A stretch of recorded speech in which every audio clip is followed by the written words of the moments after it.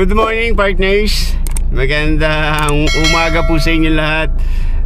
Nagbabalik muli ang inyong lingkod sa pagbablog.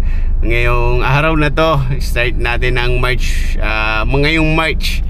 At simulan natin ulit ang pagbibideo sa ating mga project dito sa Quezon Province. At ayun, by the way, magpakilala muna tayo dahil sobrang tagal ko nawala dito sa pagbablog. May mga naging project lang kasi ako partners na nagsabay-sabay. Hindi ko na kinaya kasi kailangan ko talaga ng videographer na nakatulong sa akin. Wala pa ako makuha hanggang ngayon, kaya po kinapatigil ng ilang buwan. Pero ngayon partners, pipilitin ko na always nang mag-vlog pa rin, ibalik ulit yung dating pagbibideo natin araw-araw. Pero yun nga po, bagong lahat, magpakilala muna tayo. Ako nga po pala si Paul. At welcome kayo dito sa vlog ng ating malulupit na business na negosyante dito sa Quezon. Isa po akong kontraktor at ang mga project po natin more on sa Camellia, sa subdivision. Pero ngayon po nasa labas tayo. Wala po ako ngayon sa subdivision.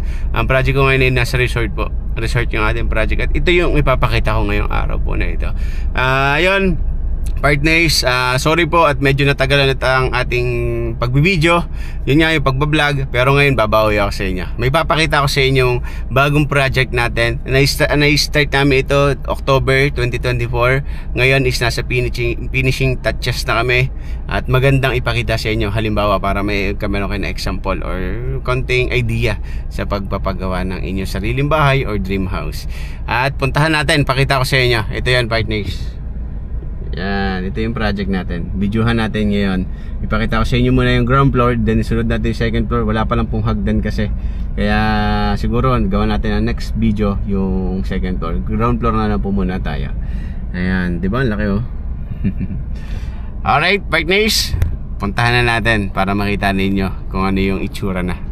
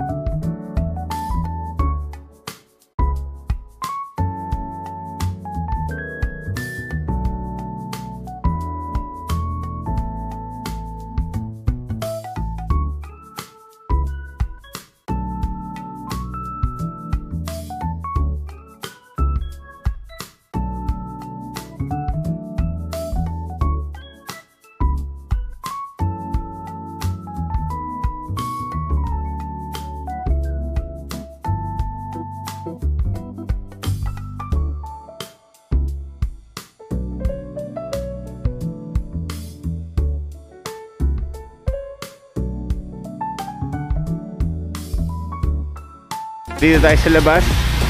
Ito yung itsura ng labas ng building. Yan. Ito yung front. Then ito yung side elevation. Punta tayo dito sa back mamaya. Ito sobrang taas kasi nang itinaas namin dito sa area ng building. Yan o. Mataas yan, mapapansin nyo. Okay. Then ito yung front yan. Ano. May bubong dito sa harap. Tapos ito landscape. Papalandscape natin itong harap na to hanggang dito. May project pa rin tayo doon sa kabila. Gagawa ko lang ng palibagong video doon. Yun sa breakwater. Gawa natin palibagong video doon para makita nyo. Ayan, oh. Grabe oh. Nahirapan lang ako dito nung una. Gawa ng, alam naman natin pag malapit sa dagat napakamatubig. Kaya talagang doble patibay kami sa structure nitong building na to.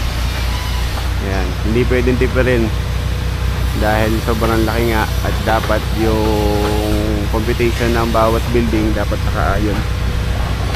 Ayan. Diba? Konti na lang to. Yan yung update partners.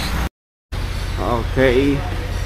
Ayan, pagpasok po dito sa loob, ayan yung kalawakan ng living area, dining area. Ayan, napakalaki ng bahay po na ito.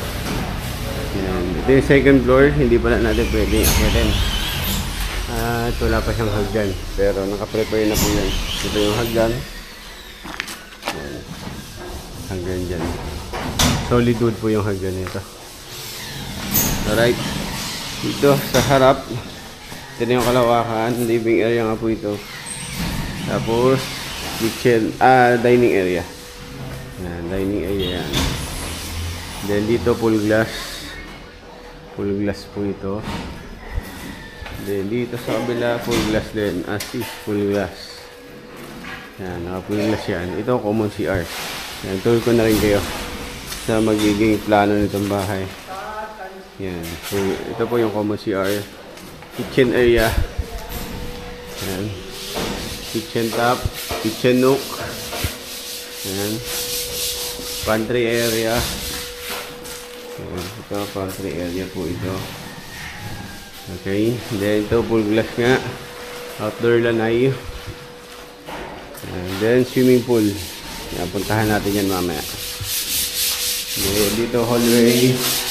Tapos bedroom 1. Yan, bedroom 1 ito. Then ito yung CR nya. May CR din yung bedroom. Okay. Yan, naka-wall tiles na yan. Elegant yung tiles. Then dito, flooring po. Accent and tiles. 120 by 20 cm. So, masis bedroom sa baba. Ayan. Masis bedroom. Full glass din po ito. Tapos CR. Ayan. Lawak, oh. Ayan. Dahil ito yung swimming pool. Ayan. Tour ko na lang kayo susunod sa second floor pag may hagdan na. Dito na muna tayo sa ground floor. Ayan. Ito yung swimming pool. 130 ang lalim. Papunta sa 110. Para hindi siya ganun kalalim yung papunta dito para sa mga bata o pwede po dyan. Dito lang sila sa hagdan. Then, ayan, plant box. Fountain. Ano tayo dito? Falls. Falls na bang. Tapos may mga plant box dyan sa area na yan. Dito, dirty kitchen. Tapos, may bar counter dito. Ayan, may bar counter tayong gagawin dito. Ito, outdoor na po ito. Labas na ito. Yan, grabe ang taas na itinaas natin. Ito po kasing building na ito malapit sa dagat. Yan, dagat na po yung kabilang yan. Yan. Grabe. Dito may design din po tayo. Okay, itong kabila na ito yung CR para sa labas. Shower area. Yan, mga shower area po yan. Tapos ito, common CR ulit. Yan. Common CR. Okay. Ito yung facility sa second floor.